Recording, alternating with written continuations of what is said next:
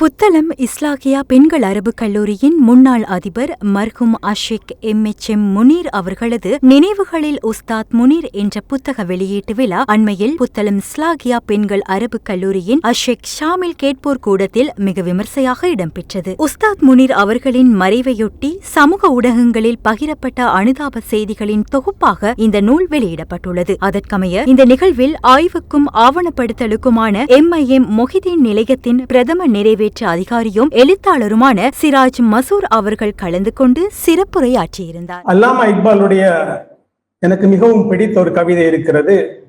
எழுங்கள், கிழக்கின் அடிவானில் இருள் கவிந்திருக்கிறது, நம் கனலெழும் குரலால் துயிலும் சபையில் ஒளியேற்றுவோம், துயிலும் சபையில் ஒளியேற்றுவோம். சீன கோபுரத்திலிருந்து ஆத்ம தேவைகளோடு புறப்படுவோம். சௌதா சுலைமாவின் வதனங்களை கண்டு யாவரும் பிரேமை கொள்ளச் செய்வோம். எதிரிபில் லெய்லா அமர்ந்து செல்லும் ஒட்டகம் கிழடு தட்டிவிட்டது, எதிரிபில் லெய்லா அமர்ந்து செல்லும் ஒட்டகம் கிழடு தட்டிவிட்டது. கயசின் இதயத்தில் புதியதோ ஒரு ஆசையை தூண்டுவோம். அப்படி இக்பால் சொல்வார். கயஸ் லெய்லா என்கிற ஒரு பெண்ணுக்கு பின்னே அலைந்தான். ஆனால் அந்த கயசுக்கு பின்னாலே ஒரு புதிய லட்சியம் என்கிற மகத்தான கனவு பற்றிய எண்ணங்களோடு அவனிடத்தில் ஒரு புதிய ஆசையை தூண்டுவோம் என்று இக்பால் சொன்னார். இந்த இக்பால் உஸ்தாத் முனீருக்கு மிகவும் நெருக்கமான ஈடுபாடுடைய ஒரு கவிஞராக இருந்தார். தமிழ் சூழலில் நாம் இருந்தால் மகாகவி பாரதி என்பது நமக்கு எப்போதும் நம்முடைய மனசோடு நெருங்கி பிணைந்த ஒன்றாக இருக்கும். அவருடைய எத்தனை கவிதைகளையும் சொல்லலாம். என்னை சுடர் மிகும் அறிவுடன் படைத்து விட்டாய், வல்லமை தாராயோ இந்த மாநிலம் பயனுற வாழ்வதற்கு என்று இப்படி பாரதி சொன்னது. இது மாதிரி நிறைய ஓடி விளையாடு பாப்பாவில் என்று சொல்லலாம். அப்படி பாகிஸ்தானில் அவர் இருந்த போது இக்பால் என்கிற அந்த மகத்தான ஆளுமையுடைய தாக்கம் நிச்சயமாக அவருக்கு வந்திருக்கும். உருது மட்டுமல்ல, பாரசீக மொழியினுடைய ஒரு மிக முக்கியமான பெரிய ஆளுமையாகவும் அவர் வந்தார். ஏன் இது முக்கியமாக இருக்கிறது என்றால், இக்பாலுடைய கவிதை அவரால் ஒரு ஈர்க்கப்பட்ட ஒருவராக உஸ்தாத் முனீர் இருப்பதை இங்கு பலரும் அந்த நூலிலே பகிர்ந்து கொண்ட ஒரு காட்சியை பார்த்தபோது எனக்கு அது அப்படியே ஞாபகம் வந்தது. வள்ளல் தன்மையில் மிகைத்திருக்கிறோம், கேட்டு பெறுவார் யாரும் இல்லையே என்று இக்பால் சொன்னார். அறிவு என்கிற ஞானம் என்கிற ஒரு பெரிய ஊற்றிலே நாங்கள் மிகைத்திருக்கிறோம், ஆனால் கேட்டு பெறுவார் யாரும் இல்லையே என்கிற ஆதங்கத்தை இக்பால் சொன்னார். அதை உஸ்தாத் முனீருக்கும் கூட நாங்கள் பொருந்தி செல்லலாம். ஆனால் பெறுவார் யாரும் இல்லை என்பதை அந்த ஒரு பொது ஆதங்கம், அதையும் தாண்டி அவர் முக்கியமான ஒருவராக இருந்தார். உஸ்தாத் முனீர் தொடர்பான சில முக்கியமான விடயங்களை மட்டுமே இந்த இடத்திலே பேசலாம் என்று நினைக்கிறேன். முதலாவது, உஸ்தாத் முனீர் என்பவர் அவருடைய ஆளுமையினுடைய மிக முக்கியமான பிரிக்க முடியாத பண்பு குர்ஆன் என்கிற ஒரு விஷயம். அவர் ஒரு குர்ஆனிய மனிதராக இருந்தார் என்பதை பலர் சார்ந்து பகிர்ந்திருக்கிறார்கள்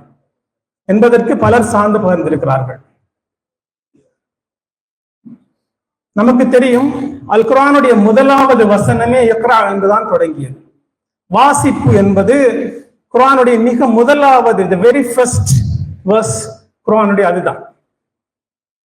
அது ஒரு சாதாரணமான விஷயம் கிடையாது. முதலாவது குர்ஆன் வசனம் என்னை அடிபணியுங்கள் என்று வரவில்லை, அல்லாஹ்வுக்கு நீங்கள் அபதாக இருங்கள் என்று வரவில்லை, அல்லது பெற்றோருக்கு கண்ணியம் செய்யுங்கள் என்று வரவில்லை, ஷிர்க் செய்யாதீர்கள் என்று வரவில்லை, வாசியுங்கள் என்றுதான் முதலாவது அல் குர்ஆன் வசனம் வந்தது.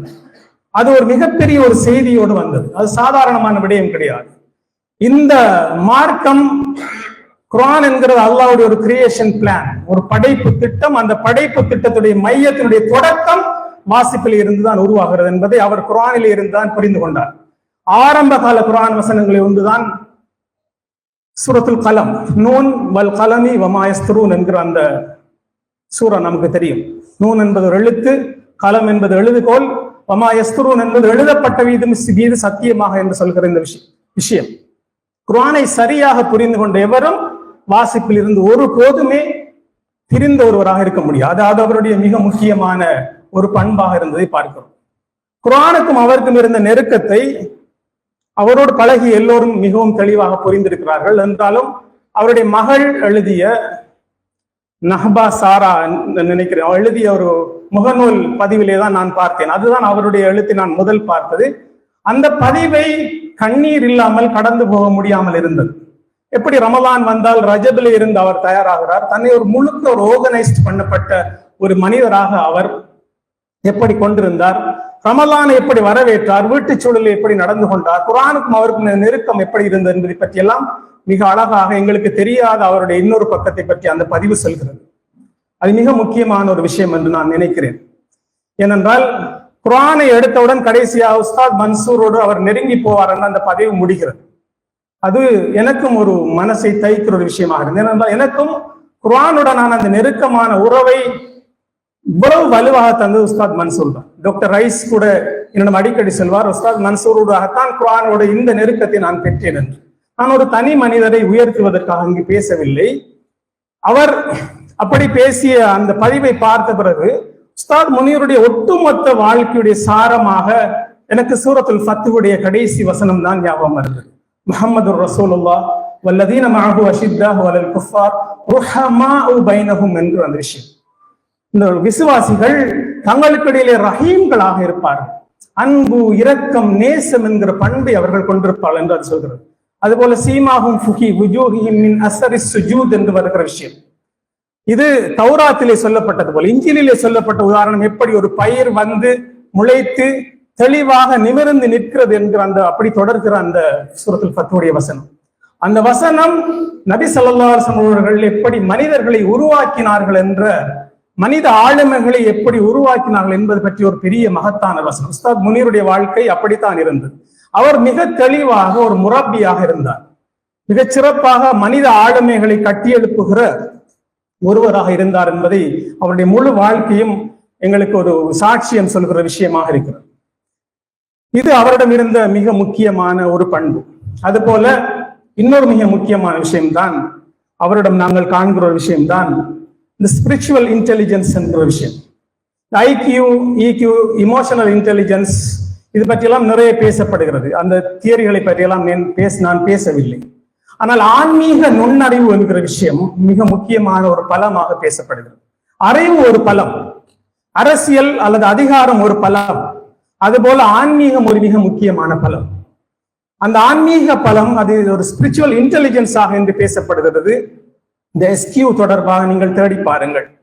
அது உஸ்தாத் முனீரிடம் மிக தெளிவாக இருந்தது. இந்த எஸ்கியூவை புரிந்து கொள்வதாக இருந்தால், ஒவ்வொரு நாளும் தஹஜ்ஜத் தொழுகையிலே நாங்கள் எழும்புகிற போது ஓதுகிற குர்ஆன் வசனம் சூரத் ஆல இம்ரானுடைய கடைசி 11 வசனங்களிலே முதலாவதாக நாங்கள் பேசுகிற அந்த வசனத்தில் இருந்தே நான் உதாரணம் காட்டுகிறேன்.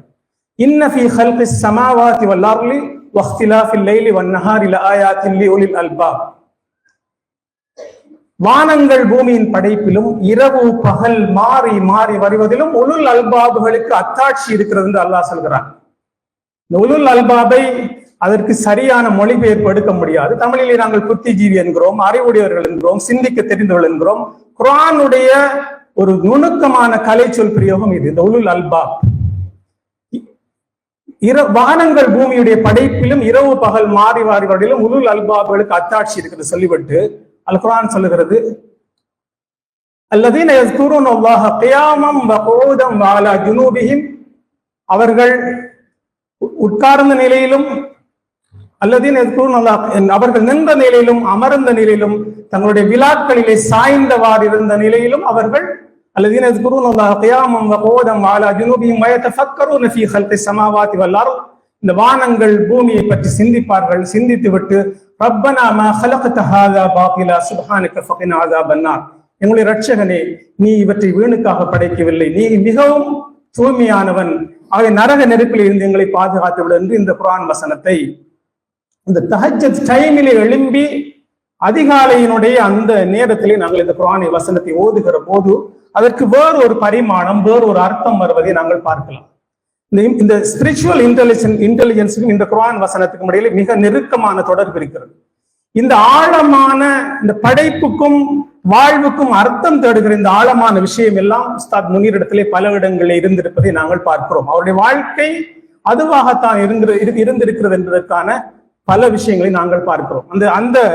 அந்த ஸ்பிரிச்சுவல் இன்டெலிஜென்ஸ் மட்டுமல்ல, அவரிடம் பொதுவாகவே ஒரு பரந்த அறிவு தேடல் இருந்ததை பார்க்கிறோம். அவருடைய மாணவிகளுடைய பலருடைய பதிவுகளில் இருந்து நான் புரிந்து கொண்டது, அவர் நூலகத்துக்கும் மஸ்ஜிதுக்கும் இடையிலே அதிகம் தன்னை ஊடாடி அப்படி நடந்து கொண்ட ஒருவராக இருந்திருப்பதை நாங்கள் பார்க்கிறோம். வகுப்பறை, நூலகம், மஸ்ஜித் என்கிற இந்த விஷயங்களுக்குள் ஒருவன் சுழல்கிறான் என்பது அவருடைய வாழ்க்கையை எந்த விடயங்கள் கண்ணிகளாக வைத்து பிணைக்கின்றன என்பதை புரிந்து கொள்வதற்கான ஒரு மிக முக்கியமான ஒரு அம்சமாக அதை புரிந்து கொள்ள முடிகிறது. இன்னொரு விஷயம், அவர் பள்ளிவாசலில் இழ்த்திகாஃப் போன்ற இந்த விஷயங்களுக்குள்ளே சுருங்கி போன ஒரு மனிதராக இருக்கவில்லை.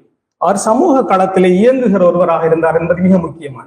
சரியான ஆன்மீக பார்வை கொண்ட எவரும் தன்னை இறைவனோடு மட்டும் சுருக்கிக் கொள்வதாக இருக்க மாட்டார்.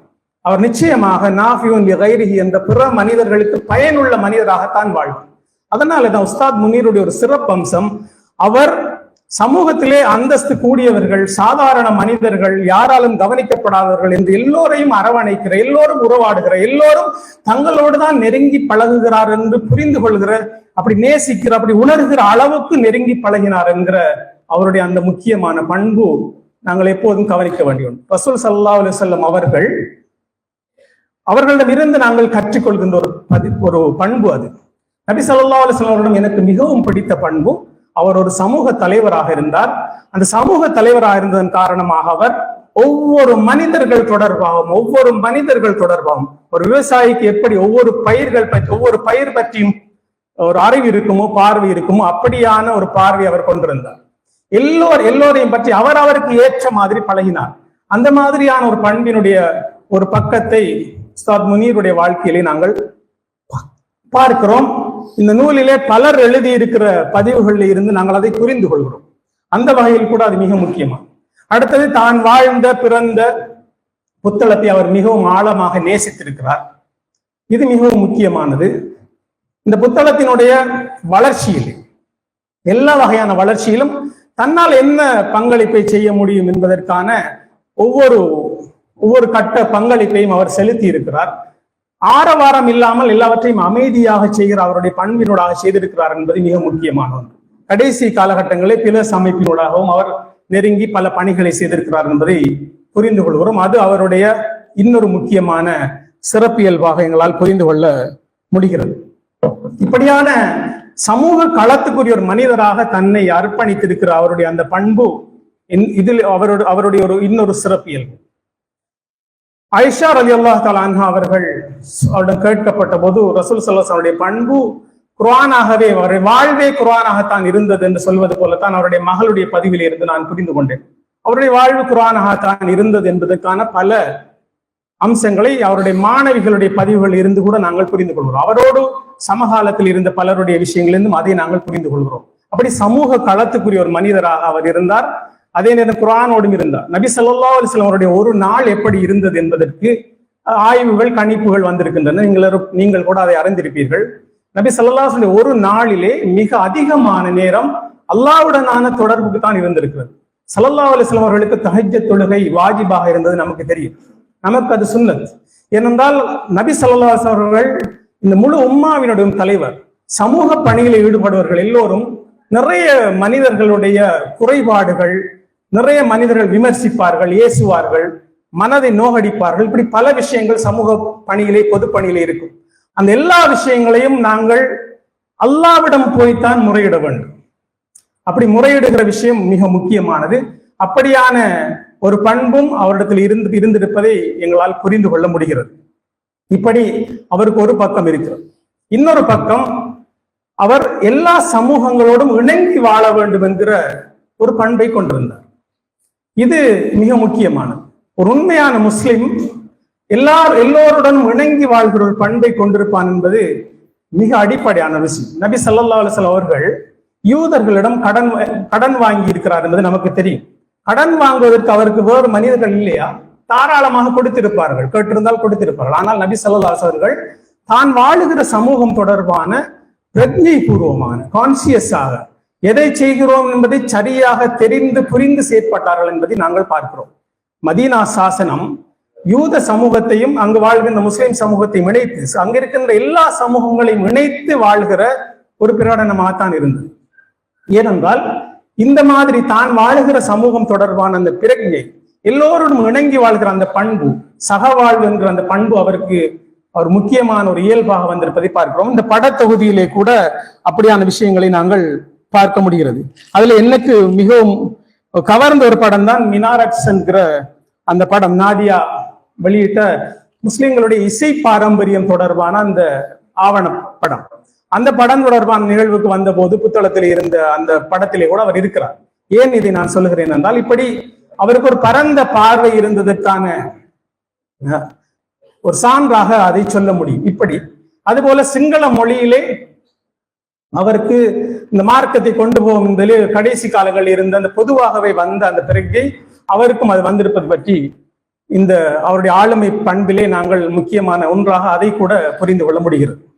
இன்னொரு விஷயம்தான் பெண்கள் தொடர்பாக அவருக்கு இருந்த அந்த கூர் உணர்வு. இது மிக முக்கியமான விஷயம். நாங்கள் விரும்பினாலும் விரும்பாவிட்டாலும் ஒரு ஆண் மேலாதிக்க மனநிலை என்பது எங்களுக்குள்ளே மிகவும் கடுமையாக இருக்கிறது. அதை பல ஆண்கள் ஒத்துக்கொள்ள மாட்டார்கள். இலங்கையிலே பெண்கள் பத்தியிலே இந்த இஸ்லாமிய கல்வி நிறுவனங்களிலே இஸ்லாமியா பெண்கள் கல்லூரி, மகளிர் கல்லூரி மிக முக்கியமான ஒன்று. நான் நினைக்கிறேன், இங்கு இந்த நாட்டிலே உருவான எல்லா முஸ்லிம் பெண் ஆளுமைகளிலும் இஸ்லாமியாவிலிருந்து உருவாகிற பெண்கள் தான் மிஷன் லீடர்ஸாக, தங்களுக்கு அந்த ஒரு பணி இருக்கிறது என்ற விஷயத்தை சுமந்து கொண்டிருக்கிற இந்த மிஷனோடு வெளியே வருகிறார்கள்.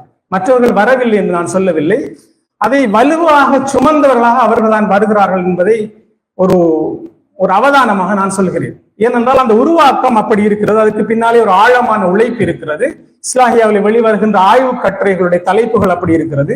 சித்திகா பின் சித்திக் என்று வந்த அந்த நூலை கூட உஸ்தாத் முனீர் என்னிடம் தந்தார். அதை கூட எனக்கு உண்மையில் எழுத முடியாமல் போய்விட்டது. அது ஒரு வருத்தத்துக்குரிய விஷயம் தான். அதை கட்டாயம் எழுத வேண்டும் என்று சொன்னார். அதையும் எழுத முடியாது. ஆனால் அதெல்லாம் மிகவும் தரமான பெருமதியான தொகுப்புகளாக இருந்ததை பார்க்கிறோம். இதற்கு பின்னாலே அவருடைய உழைப்பு மிகவும் கடுமையாக இருந்ததை கூட எங்களால் புரிந்து கொள்ள முடிகிறது. எனக்கு நேரம், பெண்களை உருவாக்க வேண்டும் என்பது, பெண்களுக்கு கொடுக்கின்ற கல்வி என்பது அடுத்த தலைமுறைக்கு கொடுக்கின்ற கல்வி என்பதை அவர் சரியாக புரிந்து கொண்டிருந்தார். அதற்காக கடுமையான அர்ப்பணிப்பை அவர் செய்தார். மிக அதிகமான நேரத்தை எடுத்துக்கொண்டார். வகுப்பறைகளிலே கூட அவர்கள் மாணவிகளோடு நடந்து கொண்ட விஷயம், இந்த ஆண் பெண் உறவிலே பேணப்பட வேண்டிய அடிப்படை கண்ணியம், அந்த அந்த அந்த பெருமானம் எல்லாவற்றையும் சரியாக அளவோடு புரிந்து கொண்ட ஒருவராக இருந்தார் என்பதற்கான சாட்சியங்கள் பல இருக்கின்றன. பெண்களை உருவாக்குவது தொடர்பான அவருடைய அந்த பிரக்ஞை பூர்வமான ஈடுபாடு என்பது அவருடைய மிக மிக முக்கியமான ஒரு பெரிய ஆளுமையாக நாங்கள் பார்க்கிறோம். அதிலும் குறிப்பாக இந்த இஸ்லாமியா கல்வி நிறுவனத்தோடு அவருக்கு இருந்த அந்த இறுக்கமான பிணைப்பு. ஒருவர் மரணித்ததன் பின்னர் கூட அவருடைய வாய்ஸ் இந்த பிரபஞ்சத்திலே சுத்தி கொண்டிருப்பதாக விஞ்ஞானிகள் சொல்கிறார்கள். அப்படி இப்போது கூட இதுக்கு நான் இதை கொஞ்சம் சர்ச்சைக்குரிய விஷயத்தை பேசாமல் இருப்பது பொருத்தம் நினைக்கிறேன். என்றாலும் ஒருவர் மரணித்த பின்னர் கூட நினைவுகளிலே பல விஷயங்கள் தங்கி இருக்கிறது. புகைப்படங்களாக இருக்கலாம். ஒவ்வொன்றிலும் நாங்கள் அதை தொட்டு தொட்டு பார்க்க முடியும். அப்படி இஸ்லாமியாவுடைய ஒவ்வொன்றிலும் அவருக்கு இருந்த அந்த ஈடுபாடு. அம்பாறையிலே ஒரு டாக்டர் இருந்தார். அவர் மிக பிரபலியமான, அது இலங்கையிலேயே நம்பர் 1 ஹாஸ்பிட்டலாக வந்தது. காரணம், அவர் திருமணம் முடிக்கவில்லை. அவர் விடிந்தால் அந்த ஹாஸ்பிட்டல்ல தான் இருப்பார்.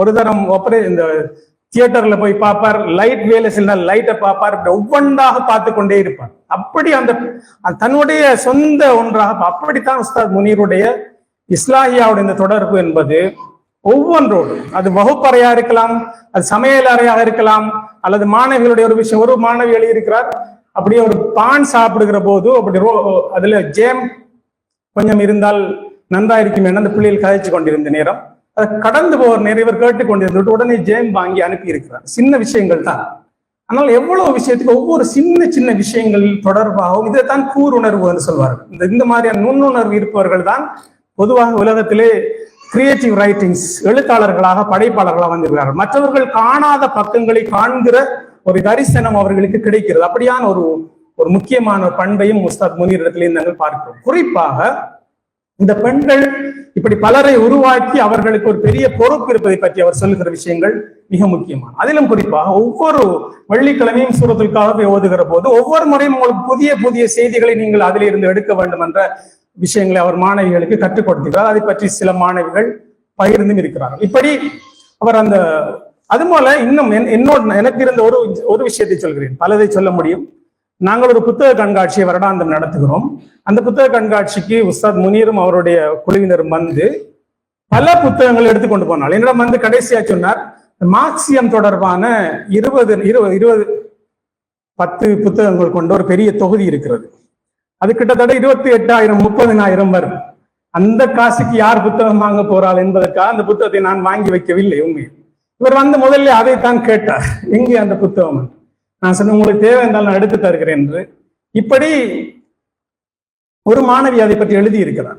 அவருக்கு ஒரு மார்க்சிய புத்தகத்தை கொடுத்து இதை படியுங்கள் சொல்லியிருக்கிறார். ஏனென்றால் எது ஜாகிலியத்தை பற்றி நீங்கள் புரிந்து கொள்ளாவிட்டால் அல்லது உங்களுக்கு மாற்று சிந்தனைகளை பற்றி புரியாவிட்டால் உங்களுக்கு உங்களுடைய சிந்தனையுடைய அதனுடைய வெயிட், அதனுடைய பெருமானம், அதனுடைய கனதி உங்களுக்கு சரியாக தெரியாதுன்னு சொல்வார்கள். அப்படி உஸ்தாத் முனீருக்கு ஏனைய சிந்தனைகள் பற்றிய அறிகின்ற ஆர்வம், ஈடுபாடு இருந்திருப்பதை நாங்கள் பார்க்கிறோம். உயர்கல்வித்துறையில் 15 வருடங்களை நிறைவு செய்த பம்பலப்பிட்டிய அமேசான் காலேஜ் அண்ட் கேம்பஸில் புதிய வகுப்புகள் ஆரம்பம். முன்பள்ளி ஆசிரியர் பயிற்சி நெறி, உளவியலும் உளவளத்துணையும், கணனி, ஆங்கிலம் மற்றும் முகாமைத்துவ பாடநெறிகளுடன் HND, டிகிரி, மாஸ்டர்ஸ் வரையான பாடநெறிகள் இலங்கை பல்கலைக்கழக மானியங்கள் ஆணைக்குழுவினால் அங்கீகரிக்கப்பட்டு கல்வி அமைச்சின் கீழ் 3ஆம் நிலை தொழிற்கல்வி ஆணைக்குழுவினால் பதிக்கப்பட்ட அமேசான் காலேஜ் அண்ட் கேம்பஸ். மேலதிக விவரங்களுக்கு 0765 204 604 www.amazoncollege.lk